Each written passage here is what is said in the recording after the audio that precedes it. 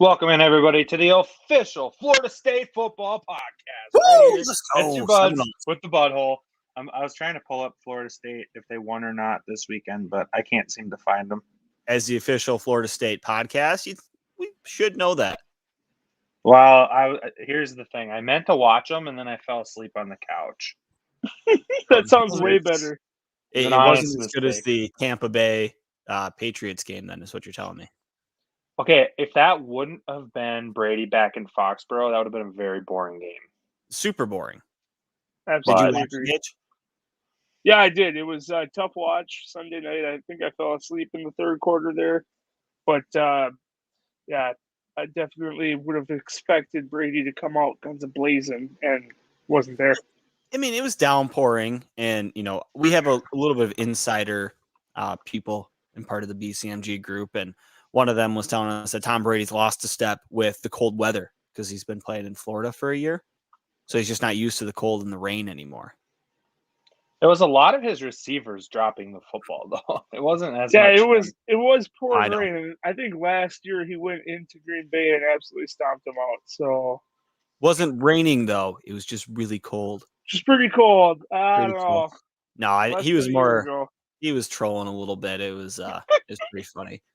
But I do think, though, that sorry, you go. I was just saying the game was good. As far as it goes for, the matchup, Brady back, facing Belichick in Gillette Stadium, going back at it again after the 20 years of being there and the opportunity to beat every team in the NFL. The Patriots was the last one on his list. I mean, the score didn't reflect that, but I mean, classic coming down to Tom Brady, getting them in field goal range, hitting the field goal, and then Patriots losing by missing a field goal there at the end. It just kind of seemed like classic Brady. Yeah. It kind of seemed like classic Belichick, too. He's made some questionable time management calls, I guess you would say, even when Brady was there. So, I mean, some people aren't going to like it, but do you think Brady covered that up a good deal for Belichick over their career of, I mean, Belichick's record of drafting outside of, he got Tom Brady and he's had a couple of other picks, but he's missed on a lot of first round picks as well. Just over his tenure. Do you think that Brady's covered up a ton of that for Belichick? I definitely do. I think last night you saw it too. Brady heads up, was able to out Belichick, man, straight up. So who's better now, Bruce Arians or Bill Belichick? It's hands down Bruce Arians. It's not even a debate. No, I'm just kidding. I'm completely kidding. I think the whole talk of who's to give credit to for the Belichick-Brady run, I think it was 50-50. I would maybe give a little more to Brady just because he's actually on the field making the plays. But Bill Belichick and Tom Brady, match made in heaven. I don't think Arians and Brady would have lasted that long. I don't think so either. They had a good run, the 20 years together, the 6 Super Bowls, but I don't know. I've seen a lot of Patriot fans out there bashing Brady or, upset with the media right now with how they treated the whole week and what Brady's dad has come out and said about the organization and all of this. And it's like, you guys knew there was dysfunction in there for a while. I mean, you had multiple scandals, as far as it goes with Spygate, you had Deflategate, you had the Rub-a-Tug Doug, Robert Kraft in a masseuse tub. They had a lot of things going on there that caused some distractions. But to boo Brady when he came out for that first drive, to me, I don't like that. They did cheer him when he came onto the field. When it came to game time, it was the boos. My thoughts on it, when you have Tom Brady, the quarterback of the team, and then there's Byron Leftwich as the offensive coordinator. The dude entered and left the league, and Brady's still here the whole time. I just think the whole thing's hilarious. I don't think BA is really doing anything crazy as far as coaching standards go, whereas Belichick is known for breaking the game. Yeah, Bruce Arians is just literally existing, which is good enough with Brady. It's kind of all you need. It's like LeBron James and his reign. He didn't need a good coach. James was out there and he'd do what he needed to do.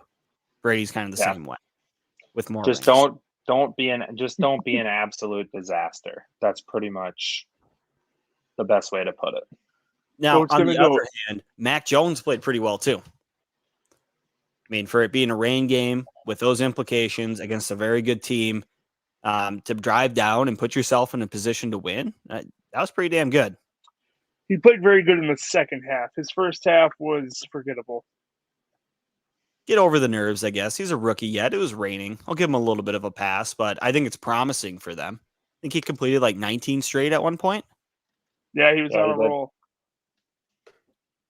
But that's enough about that game. Should we move on to some fantasy-related stuff? Scott, do you have any injuries pulled up? Well, I don't necessarily have injuries pulled up, but I do have players to pick up this week. Well, let's hear All it. right. I think most of them are injury related too, right?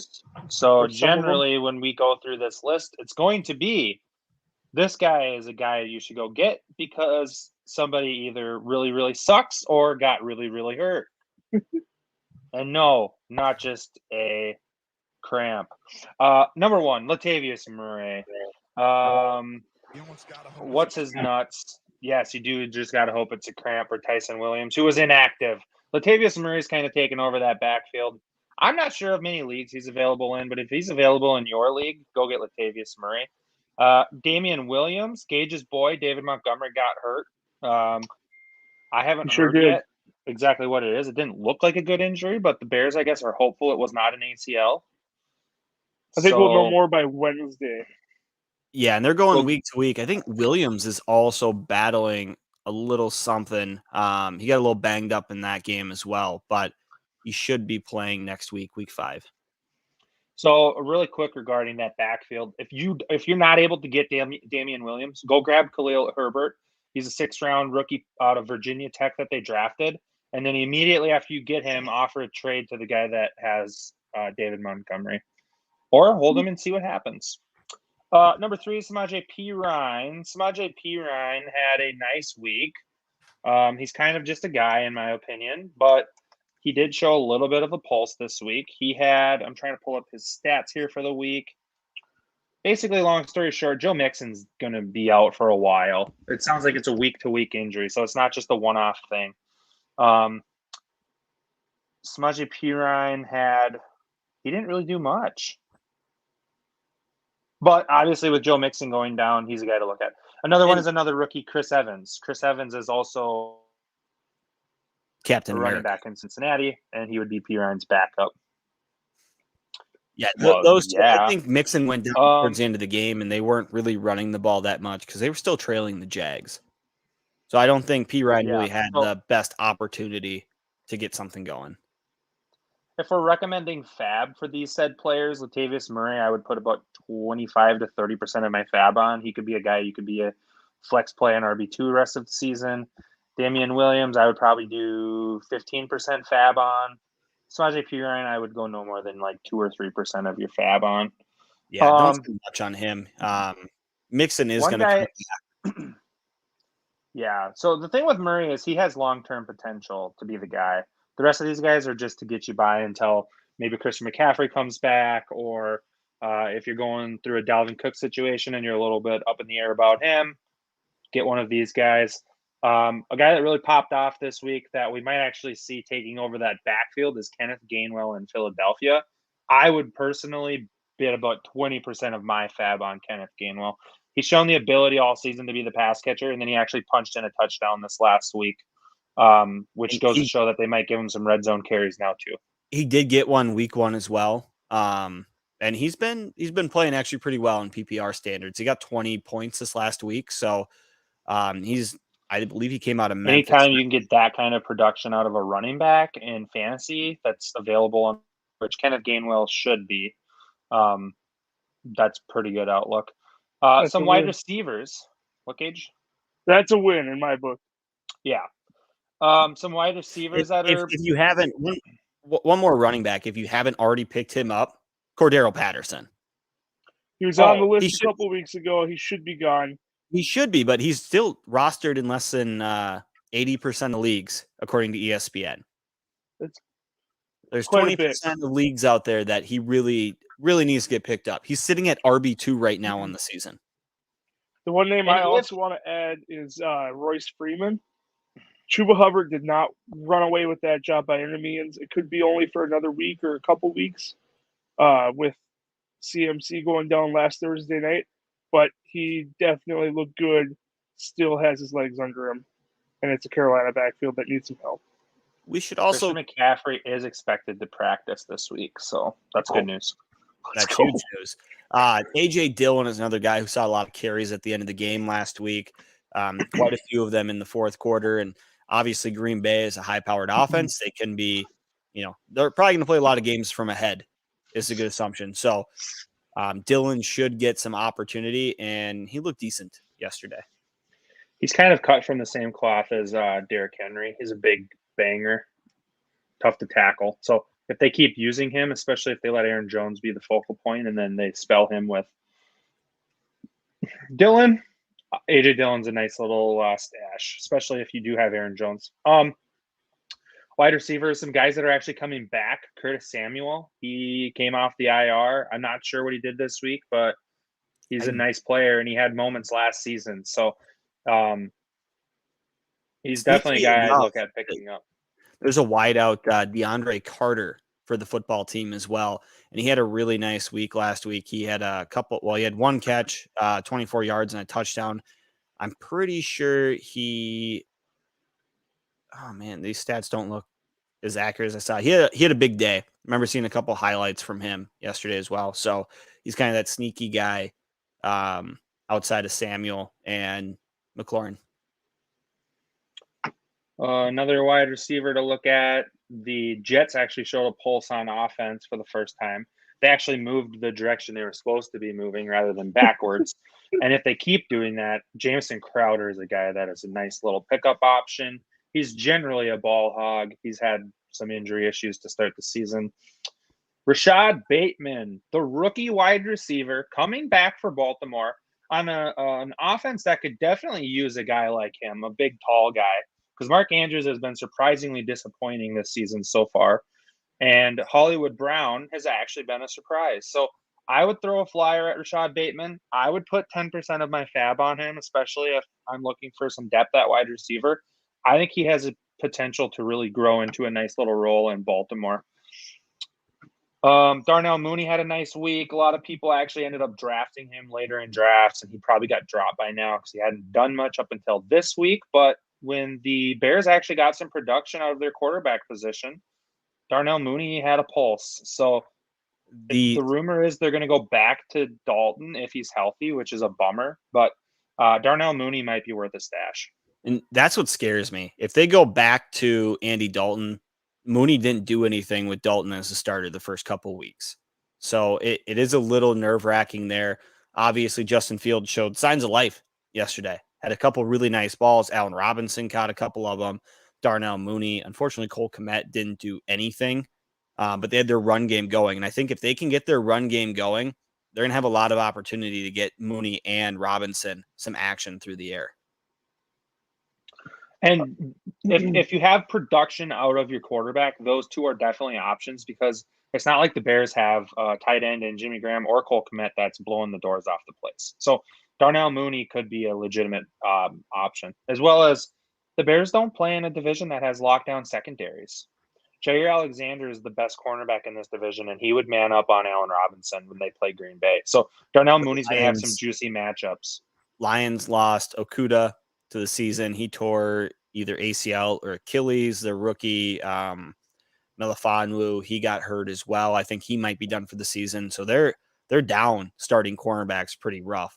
And that's who they played last week, I believe, which is probably why Fields saw quite a bit of success, was against a really, not a very good team in the Lions.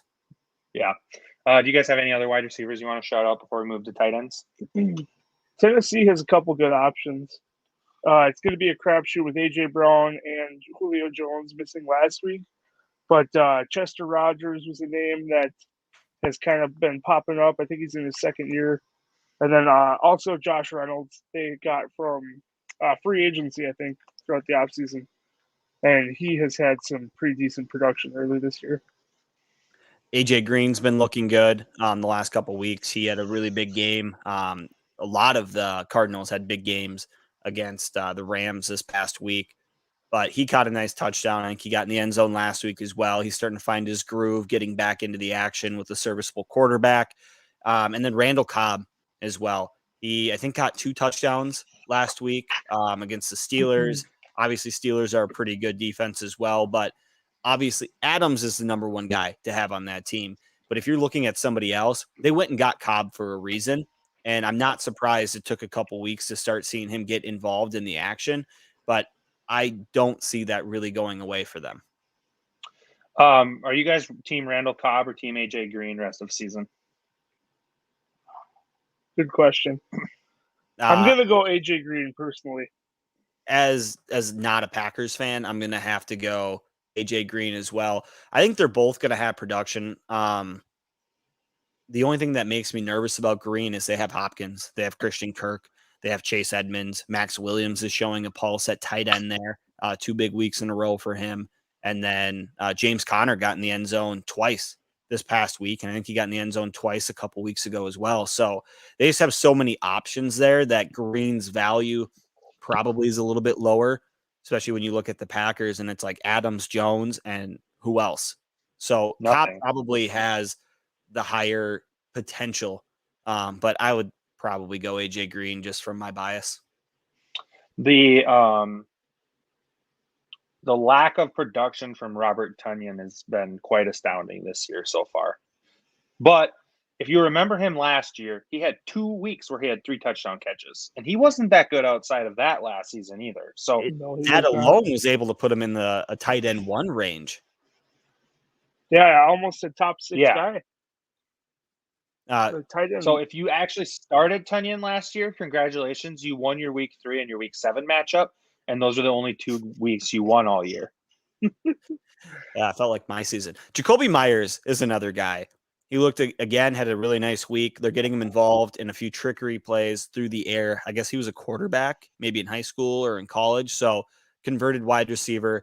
I think he's one of there's like, I don't remember what the stat was or what the other player was, but there's only one player in NFL history that has had more targets and no touchdowns than Jacoby Myers. And I expect that to change. He's going to start doing well. So he's a nice little guy to look at. Kendrick Bourne is another guy on the Patriots as well. If you're going to take a shot on somebody, he's had 2 decent weeks in a row with Mac Jones throwing the ball. Moving into tight ends now, I think the 2 big tight ends of the week is Dawson Knox, who got into the end zone for Buffalo. I think he has real potential rest of the season. And Dalton Schultz. Dalton Schultz was a guy that last year came out after an injury to Blake Jarwin and had a nice season, especially considering the fact that it was without Dak Prescott.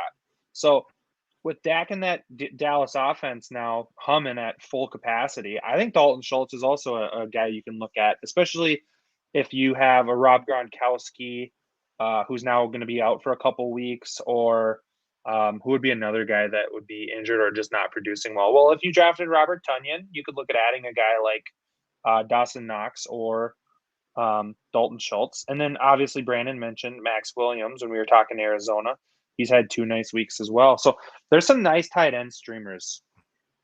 I mean, and if you're sitting in a spot where you're concerned about somebody like George Kittle, who's had injury histories over his career, he played last week or this past week, but he was, injury designation up until the game, essentially.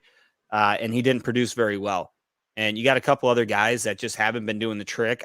I don't know if Kittle's healthy. I think I'm still starting him every week. Same thing with Waller and with Kelsey.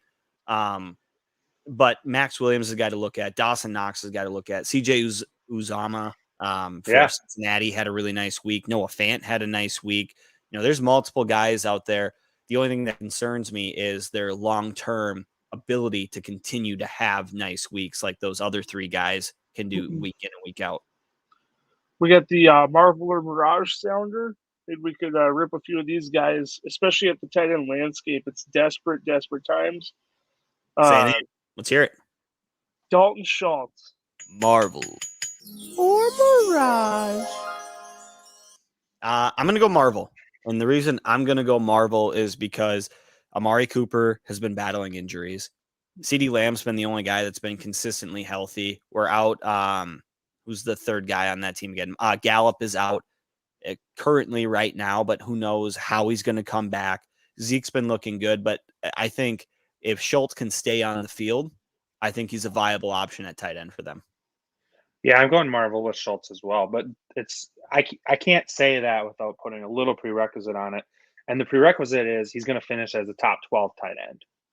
So if you're in a 12-team league, I think he's a guy that's going to end up being a top 12 tight end. I just like his – if he can get in the end zone 6 times this season, which he's already found his way twice, I like his long-term outlook.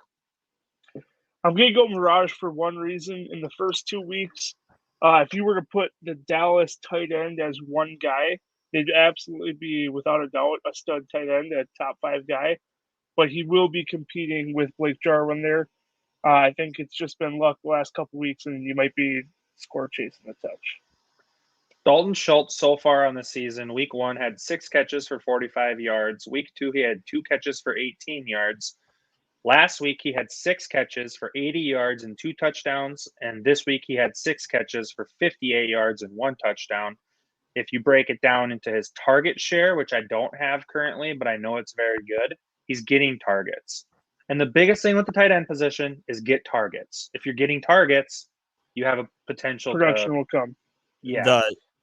But outside of week 2, he only had 2 targets, but he had 6 in week 1, 7 last week, and 8 this week, converting, 6 of 7 and 6 of 8 in the last 2 weeks. And we've seen good production out of that. And when he went 6 for 6 in week 1, if he got that score, that's 3 weeks of, 17 points or higher out of your tight end. And to me, that's very productive. One bad week, we saw it out of Kelsey. We've seen it out of Kittle. We've seen it out of Waller. We see it time and time again out of multiple tight ends and even the great ones. So if he can still get those 6 to 8 targets a game and can convert 5 or 6 passes, I think Schultz has got long-term success. Another point I'll make is Zeke is absolutely dominating on the ground game this last couple weeks. And then CeeDee Lamb had a pretty abysmal game. I don't know if he's got an injury or what happened, but I don't see those two following suit with Schultz being productive the entire season. Got another My 2 cents. Should we stick in the tight end landscape here and go with Cincinnati Thursday night game, CJ Uzomah? Marvel. Or Mirage. I'll lead this one off again. I think this is just opportunity. It presents itself, and CJ took it. I think there is a possibility he could stay as a tight end 1. Like we said, tight ends are so abysmal. It doesn't take much to become that guy. So I guess technically I'll say he's a marvel. You're not but that. You're not. I don't think he's got top 6 potential for the entire year, though. So Mirage is what my answer will be. I want to look up how the Jags are against tight ends. I can't imagine it's good. I'm gonna go Mirage. I just kind of for the same argument that Gage said for Schultz. There's just too many mouths to feed, and Uzomah's not getting the targets. He got the targets this last week on Thursday night with everybody watching, but I think he had 5 combined through the first 3 weeks. So if you're getting 5 targets, it's just not. There's not potential there. I'm 5 combined targets. Yeah, it was 2, 2, and 1 is what he's gotten over the last couple of weeks, which is just brutal. Now, I think I just got it pulled up here. Jacksonville is 24th against tight ends, so they're ranked in the bottom rank. He does have another solid week coming up here against Green Bay is 27th, Detroit's 15th, Baltimore's 32nd. So, I mean, he's got favorable matchups in the next couple of weeks here, but I am also concerned about who they have on their team. Jamar Chase is going to get targets. Tyler Boyd's going to get them. T. Higgins, Auden Tate shown to be serviceable. Now, with Joe Mixon hurt, they might be forced to pass a little bit more. So I could see Uzomah being a nice little flyer over the next couple of weeks here, but long-term over the season, he's a mirage in my opinion.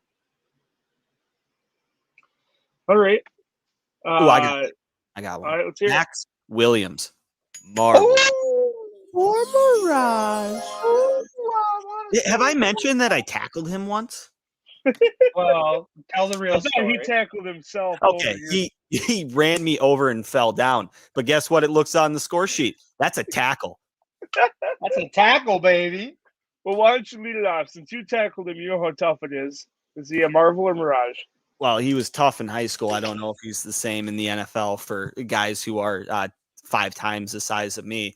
But, man, I'm going to have to go with Mirage on this one. I do think Max Williams is a good tight end. He went to the U of M, played really well there. And he's had an okay career. He's battled injuries at the beginning. So, I mean, we could possibly see Max Williams step into a nice little role here.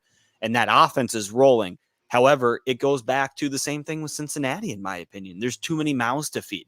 DeAndre Hopkins, AJ Green, Christian Kirk, Rondale Moore is going to get his targets. You got Chase Edmonds catching out of the backfield. And then when they're running the ball, it's both Edmonds and Connor taking away from opportunities from Williams. So if I pull up his stats from this from this season so far, week 1, 1 target, week 3, 3 targets, but then he had 7 and 5. So, I mean, when he got the targets, he's putting up points. However, I don't see him getting consistently that 5 to 8 targets a game. I could see that being closer to like maybe 3 to 5 if he's lucky on normal weeks. I completely agree. I go Mirage all day here with AJ Green stepping up lately in the game with a big physical threat outside. You have Christian Kirk, a solid wide receiver 3 option. The young Rondale Moore that's also coming into his skin as a rookie. And Chase Edmonds also catches the ball out of the backfield very well. I think everything's been running Arizona's way. They're an undefeated team. But at the end of the day, Max's tires are going to fall off here. Yeah, I'm Mirage as well. It's just the same thing you guys said. Too many mouths to feed. He might have nice weeks, but I'm looking for a guy that I can consistently bank on 8 to 12 out of, and then also get those 20-point weeks. And I just don't think that's Max Williams. I've got one more. I don't know if you guys have any other, but Cordero Patterson. More Mirage. You got to go. For me, he's a marvel. What else do they have? What else do they have for playmakers on that offense, first of all? And second of all, Ridley and Stinky Pitts. Cordero Patterson's outperforming both of them, and he's showing to be a better player for sure than Kyle Pitts right now. Maybe not Calvin Ridley, but Matt Ryan doesn't care. He's open. It's ridiculous. This is the exact Cordero Patterson, 6 years now into his NFL career, that the Vikings drafted him to be. Now, mind you, he was a great kick returner and an okay gunner for us, but gunners and kick returners don't get 3 touchdowns a week. This guy's a monster. Right now in PPR format, the guy is sitting at RB2 on the season, I believe is what it is, only behind Derrick Henry and slightly ahead of Najee Harris by like 1.5 points. Over the last couple of weeks, he's gotten about 7 carries a game, but he's also getting 5 to 6 catches over the last 3 weeks. And that's just the thing. He's not on the starting lineup as a running back. So if you're looking on your waiver wire for Cordero Patterson as a running back, he's not there. He could be a wide receiver still. ESPN, NFL, and I don't know about Yahoo, but ESPN and NFL for sure have him as a running back. I think Sleeper does. Why even bring up NFL? NFL does not count, okay? NFL is the worst fucking fantasy app in the world. I 100%. That does not defend. And here's Gage's Rage of the Week. No, we don't have to go on the NFL rant again. We all know how terrible they are. But if you're looking for running back Cordero Patterson, try searching at wide receiver. Because technically he comes out as a starting wide receiver still for the Atlanta Falcons. So then he'd be a solid flex for you if he's playing at wide receiver. I'd play him at wide receiver. I think he's still a wide receiver 1 in most leagues. That guy has been on fire. He's absolutely marvel. He's their only option that can find consistent openness. Pitts is getting double teamed out of the tight end position as a rookie, and I think that's really stumbling him from being a weapon that a lot of people thought he would be out of the draft. But Ridley hasn't really blown off the top with anyone. It's been dink and dung to Cordero Patterson. There would be 4 wide receivers that are higher than him in a PPR format. That would include Cooper Kupp, Tyreek Hill, Deebo Samuel, and DJ Moore. He's ahead of McLaurin, Jefferson, Mike Williams. So, yeah, the last 3 weeks have been really good for Cordero Patterson. Again, to Scott's point, they don't really have weapons on that team. They have a couple guys, but they can't really get him the ball. they're struggling, and he's getting it done. If it's not broke, don't fix it. He's gotten like 23, 17, and 32 over the last 3 weeks. Pick up Cordero if you don't have him yet and put him in your lineups. I didn't this week. Wouldn't have mattered. I got annihilated. Okay. I got taken back behind the woodshed and beat. It's a brutal loss. It wouldn't have made a difference, even the additional 30 points. Well, those will be the Marvels and Mirages. I think moving on, we'll go to the Infinity Stones of the week. We do have a little addition to the program this week. So as you know, the Infinity Stones are the greatest players across the entire NFL for week 4. The Galaxy. Starting things off at the quarterback position, we're going to go with Patrick Mahomes. He absolutely sliced and diced the defense, going for technically 5 passing touchdowns. He did have 1 interception, 278 yards, and a few rushing yards. He ends up with 31.6 points. This is going to be Gage's Rage of the Week, okay? The fact that Patrick Mahomes gets credit for 2 fucking touchdowns that were thrown underhand absolutely drives me bonkers. I can't stand it. The shovel pass is pathetic. It shouldn't count as a pass attempt. It should be a rush. Those should be rushing touchdowns. Patrick Mahomes has no credit allowed with any of those. Those are fake points. But that happens with a lot of different guys. Aaron Rodgers has gotten multiple touchdowns just doing that quick little shovel pass to Aaron Jones. It's 2 guys. It's not a lot of guys. That's 2 people who do it. Fuck them. They shouldn't get the fake stats. Moving on to the Blue Stone. Saquon Barkley finally gets into the freaking Infinity Stones of the week. He had an absolute game. They did go into overtime where he ripped off a pretty massive touchdown, but he got 52 yards and a touchdown on the ground. Then he had the 5 catches for 74 and the overtime touchdown to seal the deal, finishing with 29.6 fantasy points in the PPR league. Then we go on to Tyreek Hill. Was he? Oh, I suppose you're not considering Cordero. Nope. Okay. Cordero is a wide receiver in my standards, so he starts as a wide receiver. He's got to be a wide receiver. And let's preface this for anybody watching and listening: is we use my fantasy league as our where we're getting our stats from. So he's not listed as a running back on my fantasy league. So he's not listed as a running back on any besides ESPN, I believe. That's what I thought. And that fake NFL one. So next up for the Greenstone, Tyreek Hill. He was a benefactor of one of the pretty lame touchdowns. He did get loose for 140-yarder, but it doesn't stop the fact that he still had 11 catches, 186 yards, and 3 touchdowns. Absolutely daggered my hopes in my Dynasty League when he scores 47.6 points. That's a fucking stud week. He has given you now one of his 3 or 4 weeks. He'll give you 40 points or more through the season. So if you started him, congratulations, you got a W. And if you played against him, my condolences. Yes, we absolutely know he is a guy that can come on and disappear just as quickly.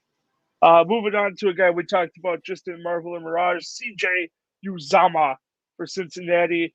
It was Thursday night. It was a long time ago. But the dude still put up numbers. He had the 5 catches, 95 yards, and 2 scores in the air, putting up 26.5 fantasy points from the tight end position. And if you and were the whole city of Cincinnati is thanking the Lord for Uzomah's existence because they almost lost to an absolutely putrid team in the Jacksonville Urban Meyer out at a bar with a hot blonde. It was.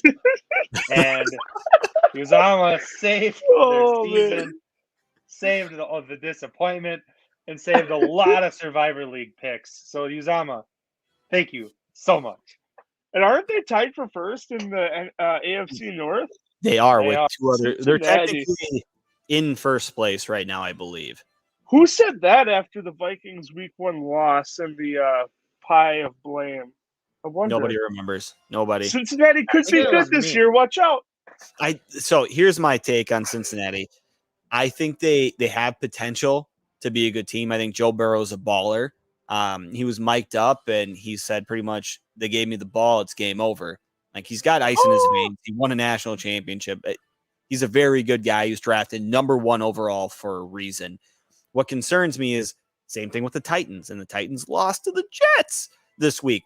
But if you're going to be in a dogfight with the Jaguars, who by all things considered, not that great of a team, one of the worst teams right now, the worst team in the NFL, they'd have the number 1 overall pick again. Maybe they take Rattler, maybe give a little competition to Lawrence or something. But if you're going to be in a dogfight with them, and those weeks happen, don't get me wrong, but I don't think you're going to be taken as seriously if you look at who they've beaten so far.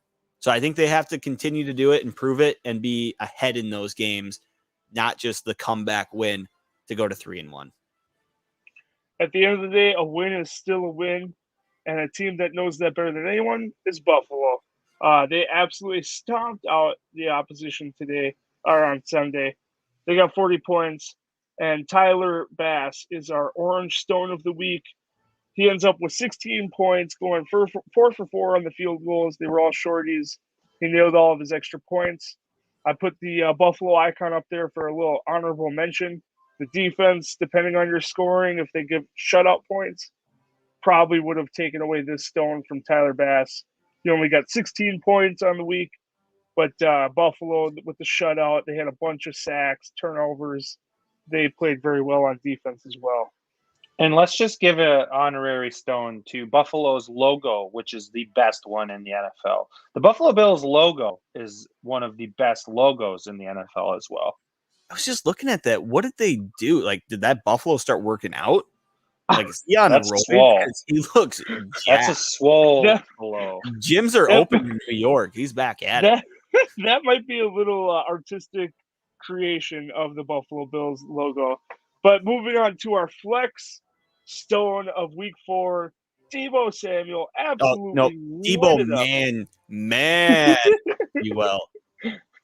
For San Francisco, Trey Lance came in, and he did not miss Deebo Samuel on what was the easiest touchdown he'll get all year.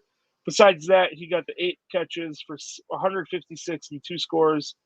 Also added a little rushing yard in there for 35.7 fantasy points. Just a fucking stud of a performance. That was so great to watch and see. And Trey if Lance you play that Speedo, damn you, L. Yeah, he would be considered wide receiver 3 on the season right now. And just for the gods of fantasy, keep this man healthy, please. A healthy Deebo Samuel has a chance to be a top 10 wide receiver this season, maybe top 5. He's an absolute stud. He just needs to maintain health, which I know that's a tall order, but come on, give it to me. Gage and I, we actually talked about it. Maybe it was last week. And my comp for Samuel is he was kind of a poor man's AJ Brown, a guy who couldn't stay healthy, but he's strong. He's physical. He can get carries on the ground. He can break a long one for a touchdown. He can be good for 36 points a week, but he's had trouble staying on the field. No, as of now, AJ Brown's a poor man's Deebo Samuel. Oh! You're damn right on that one. Those two came out in the same draft, correct? No, I don't think so. Yes, they did. Who the hell knows? I believe they did. Those are your Infinity Stones of week 4. We're going to put a little twist on things, though. We're going to add the Infinity Stones to the Infinity Bones of week 4. Shall not pass! Now, these guys are the guys that you drafted pretty highly. You think great of them, and you put them in your starting lineup with confidence, and they turn around and just bone you until you're dead in the fantasy matchup. Starting things off, we're going with Tom Brady. We talked about it at the beginning of the show. He absolutely he lacklustered the entire game. He ends up with 269 yards. He breaks the touchdown, the yards career record, and he also got a few rushing yards. He got that first down, which is cool, but he doesn't score. He doesn't score going back to New England, and he absolutely puts up a dud. 10.9. He was, I think, QB1 on the year before this week. That is no longer the case. You're starting him with confidence, and he let you down. Now, imagine going into that game needing Tom Brady to come and be the Tom Brady that we've all grown to know and love and appreciate in a fantasy matchup where you needed, 16 points out of Tom Brady. You're feeling pretty damn good. You're bullet. You think it's done. Not so fast. Did that happen to somebody you know? No, but I'm still going to lose, take that L, but I was playing against Tom Brady owner, and I was just thinking, fuck, I had a chance, and I blew it. You blew it. Next up, we have Chris Carson, the Seattle Seahawks. That is not Chris Carson, unless he found drugs. No. That is not Chris Carson. Pictured here, we have Alex Collins, who is a happy man because he found the end zone. Alex Collins had a pretty Why do you have a day. picture of Alex Collins? Look how happy that man is. Chris Carson is not happy. Chris Carson had a horrible day. God. 30 yards, 1 catch for 1 yard. 4 points for Chris Carson. Alex Jones had that on one fucking play, man. Tom Brady had that in 1.5. Alex Collins was very happy to see Chris Carson end up on our Infinity Bones. It's tough to find pictures of guys not happy, okay? Yeah, Sue me. that's fair. All right, moving on. C.D. Lamb absolutely had a stinker. Maybe it'll come out that he's got some lingering injury, but 2 catches for 13 yards. He is a borderline first-round pick. Guys were taking him early second, late second. He's a second-round pick. That guy needs to put up at least 15 points. I know somebody 3 points. who had him ranked as their wide receiver 9. I said he had a chance to be the overall number 1. I think I might have agreed with you. I put him in the top 10 this year, but Yeah, you were the one. I think you had him the highest out of all of us, but I don't blame you for that pick. He's got so much talent, man, and he's just running around with his hands on the ground like he doesn't care. He's had a couple drop issues. Yeah, pants on the ground, pants on the ground. Another wide receiver we don't like to see on this list, God. but he can't. Here's that. Odell Beckham Jr. The 2 catches for 27 yards, 4 rushing yards.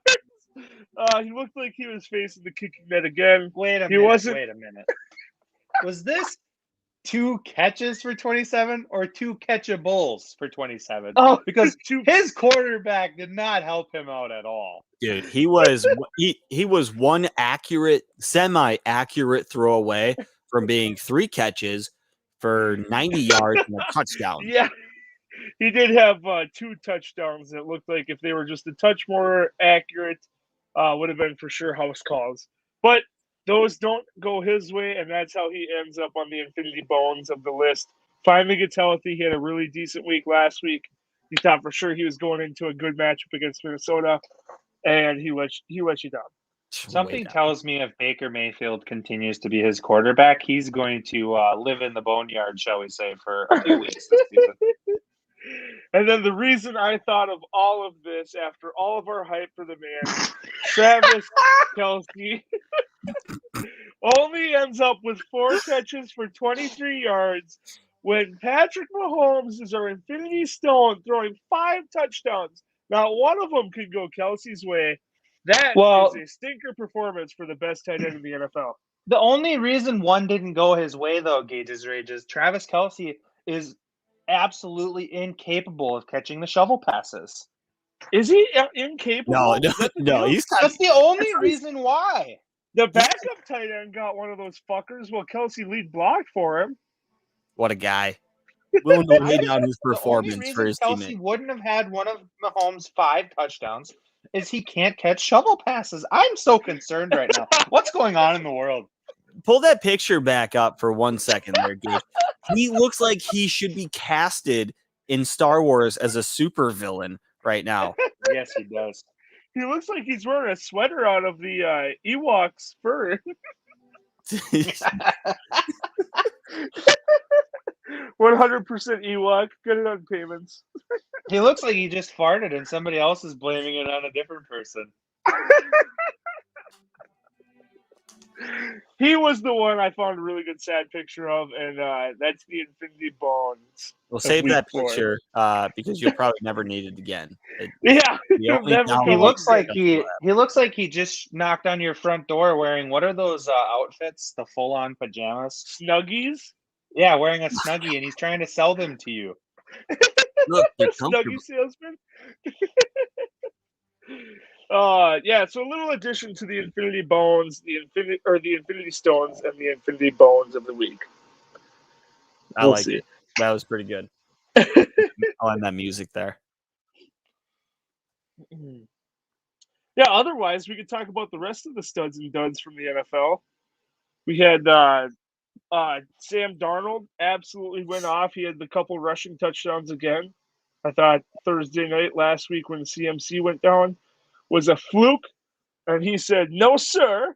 Ends up with 301, 2 touchdowns and 2 interceptions. But then, like I said, the 35 yards and 2 tutties on the ground pushed him forward for 31.5 points.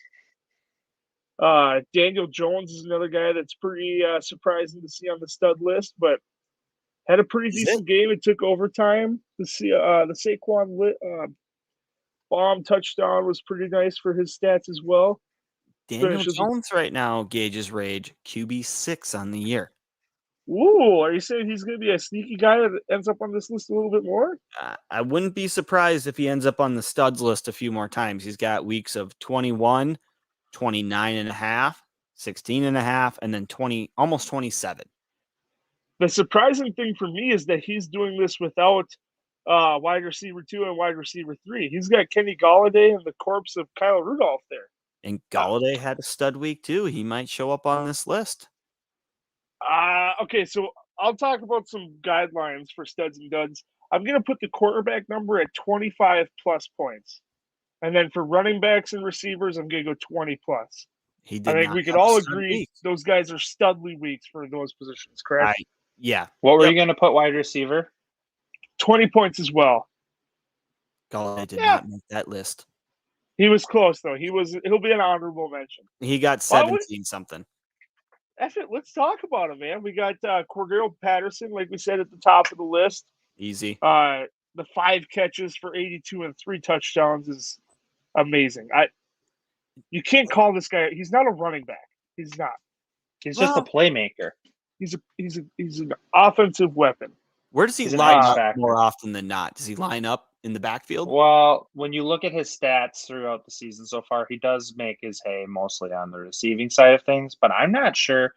I don't watch Atlanta football because quite honestly, don't want to hate You myself. enjoy your life. Yeah. Yeah. But I'm not sure if those catches are coming out of the backfield or if those are coming from the actual wide receiver position. Nonetheless, he's getting rushes and he's getting catches. So he's definitely doing something right. Another guy in this list, DJ Score, 8 for 113 and 2 touchdowns. Finally getting in the end zone, which has kind of been his Achilles heel. And last season, when I traded him for Mahomes and told the owner of Mahomes, you're getting the best player in the trade, you guys all laughed at me. And as of right now, what's the date today, goddammit? The 10th of October, 2021. Never A mind. whole season later, I'm vindicated. Vindication denied, Scott. Denied. Another guy we have here is Scary Terry. He had 30 plus points with the 2 touchdowns, 6 catches for 123. That was amazing. I made the proclamation that Scary Terry is quarterback proof, but when you look at the stud quarterbacks of the week, his quarterback happens to be one, Taylor Heineke. Yes. For 2 reasons, Heineke is good for Scary Terry. 1, he's a functional quarterback, and 2, I don't think he even knows other pass catches exist. He did like Logan Thomas, and Thomas did get knocked out of the game with an injury, so that might have added to things. But I do like Taylor Heineke's ability as a gamer to just run around, make plays outside of when things get locked up on the first and second options. Like we talked about earlier, Randall Cobb found the end zone finally. 5 catches for 69 yards and 2 scores. Nice. One thing I was going to say, too, is Deontay Johnson the only Steelers wide receiver worth starting every week? Absolutely. If Claypool's healthy, I think you're starting him. I don't know, man. I That cannot Steelers start offense scares me. Claypool. I cannot start Claypool week to week. You with don't have confidence. him. Of course you can't start him. I know. I got Deontay Johnson because he's a much better player. Let's see. In week 3, Claypool had 9 for 96. Otherwise, he got 5 targets in week 1, 9 in week 2, 3 for 70. His lowest score of the season is 9.7 in a full PPR league. I So mean, he's you probably can't tell still me a start at this point, but Big Ben's not going to get any better. He's old. Big Ben he's holding that team back. He is the only Big reason. Ben's old. Is he? Big Ben's old. Another guy we I got found on out here. this weekend, Tom Brady used to play for the Patriots. Did you know that? Yeah. No way. For like 20 years. 6 Super Bowls. It's crazy. I Who just told found you that out. Like everybody?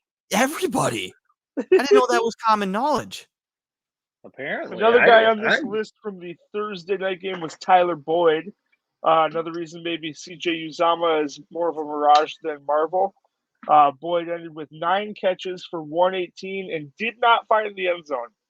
So I think that was big in a game where Chase had a really good game and then CJ had the 2 scores.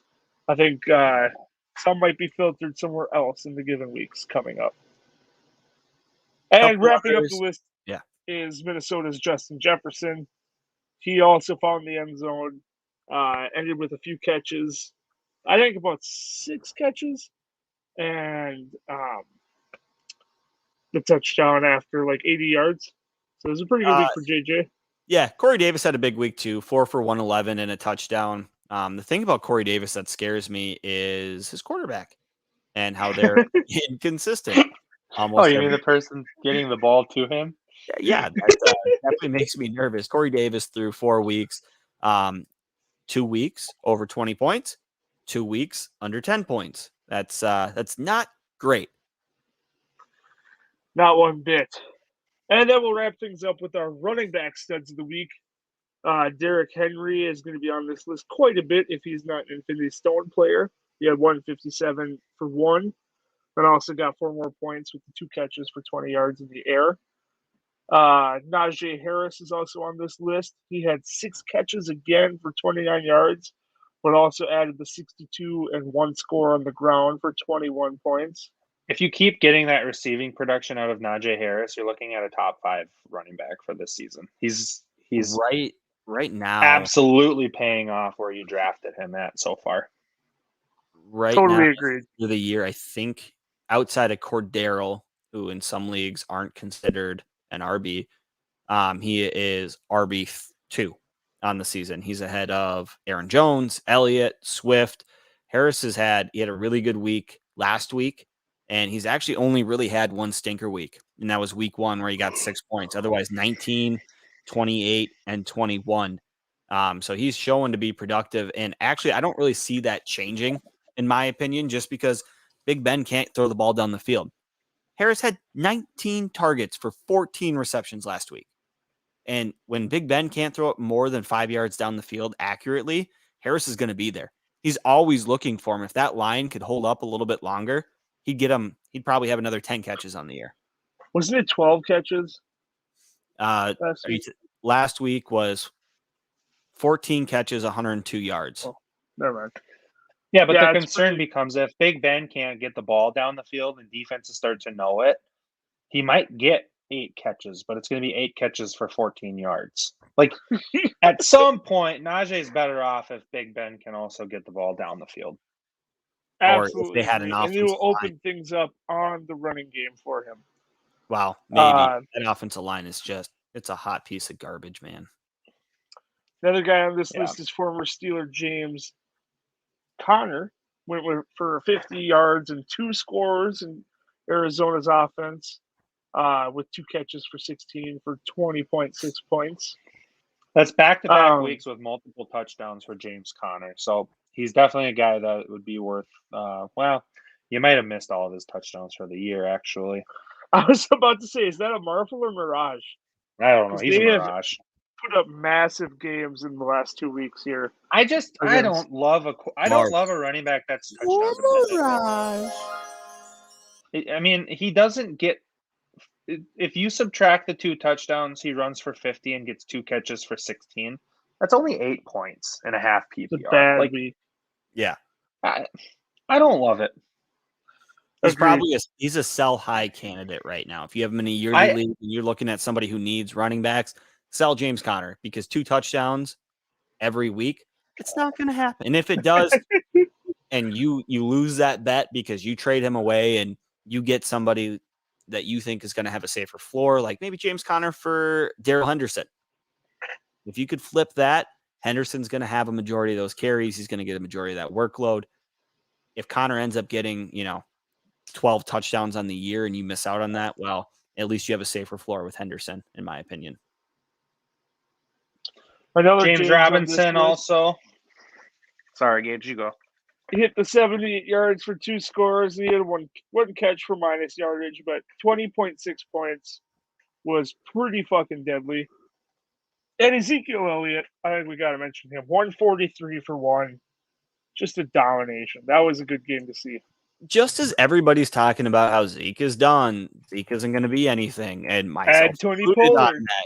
Yeah, Brad Pollard is your waiver wire pickup. Handcuff the guy. He's the RB1 in Dallas.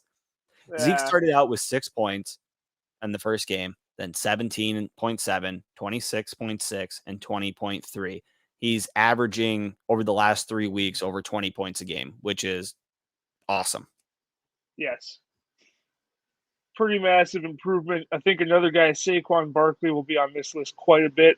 He was the Infinity Stone player, but we mentioned all offseason. The ACL was kind of late. It's going to take him some time to get back into the swing of things. By week 4, he's in the passing game. He scored in the air and on the ground. I think some of our old stud running backs are proving what they're worth, and names like Aaron Jones aren't on this list. Alvin Kamara aren't on this list. You just don't really know what's going on in the Saints offense. I feel bad for those guys that took Kamara in the 3rd overall pick or 4th overall pick, thinking they were getting a stud guy and not seeing it. I don't blame them for taking him at that spot. I mean, he's obviously extremely talented. He's put up production every year of his career. The issue for me, and what looks like hindsight is 2020, is the fact that Drew Brees is gone.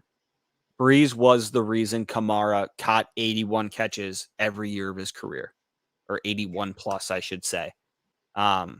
Without him and with Winston willing to just chuck that ball down the field, Kamara's just not getting those pass catching opportunities with Winston as he did with Brees. And we're sitting here with the Saints, against a pretty bad Giants team. I think we could all agree. Pretty good. Daniel Jones. They went in there. They did some pretty good things on offense. Kamara had 26 attempts and ends with 120 rushing yards. Doesn't target at all in the passing game. No targets. I think that's probably the first time in his entire career that's ever happened. Might be second time. I think it happened once last year.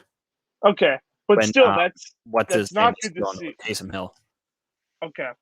Not good to see, though, from your stud running back who's gotten 83 catches in all 3 of his career years.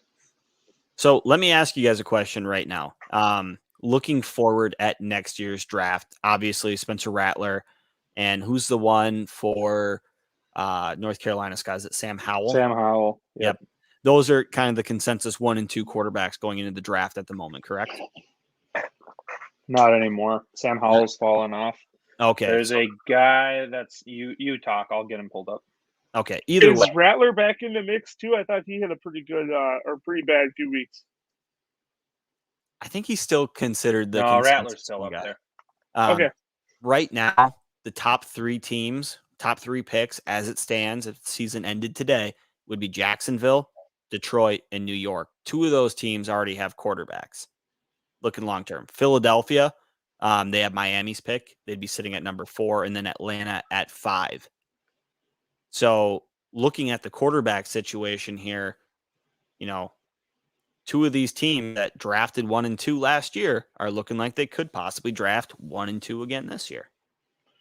I think they'd be big Malik potentials to Willis is the consensus now number 1 quarterback, 15th overall rated player. He plays for Liberty University. He's a dual threat quarterback.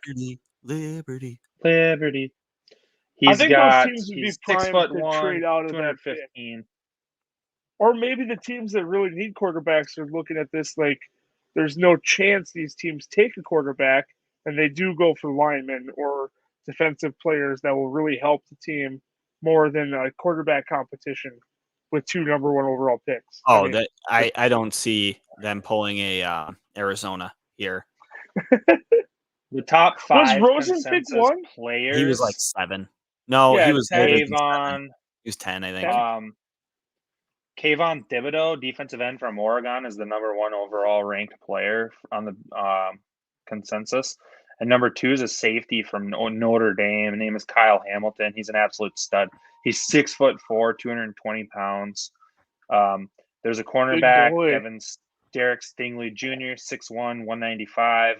And then there's also another defensive end in the top 5, Aiden Hutchinson from Michigan. He's 6'6", 270 pounds. So there's a quarterback doesn't even show up till number 15. So there's definitely skilled players. Obviously, by the time the draft comes, quarterbacks are going to elevate probably to the top.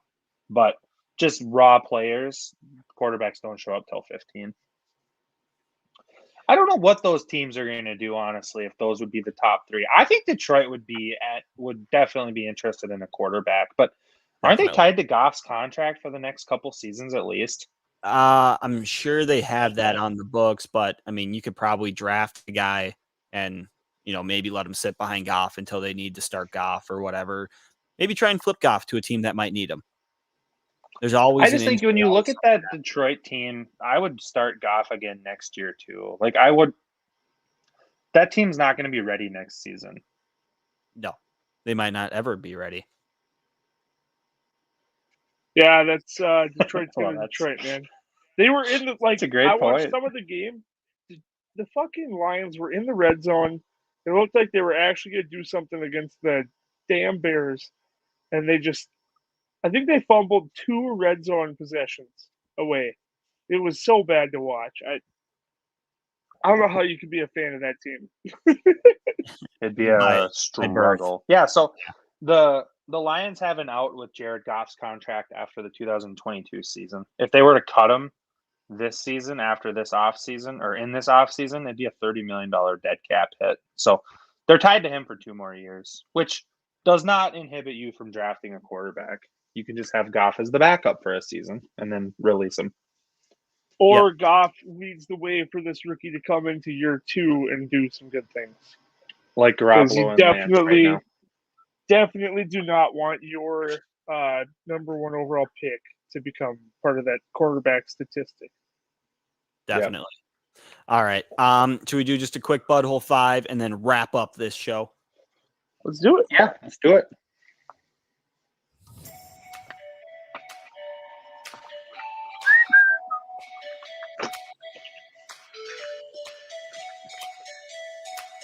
I'll just use the comment again. Time to play Budhole 5.